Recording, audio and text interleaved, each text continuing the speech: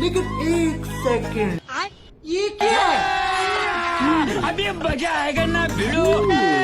भैया खाना कैसा बना? दीदी एक नंबर दीदी। अहे, और कुछ ले गया? दीदी बहू ये कौन है? ये तो मम्मी जी बाहर शराब निकाला था तो मुझे कौवे नहीं मिले तो मैं 2 कलवे ले आई। पर श्राद्ध किसका निकाला है तूने? मम्मी जी आपका।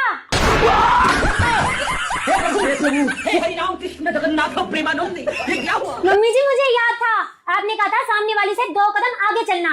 मम्मी जी आज उसने अपनी सास का श्राद्ध निकाला, उसने सिर्फ हलवा बनाया, मैंने 2 मिठाई बनाई, हलवा और रसगुल्ला।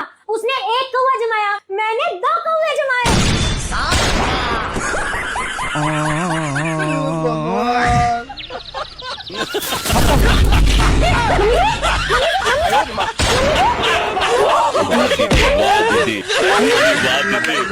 दीदी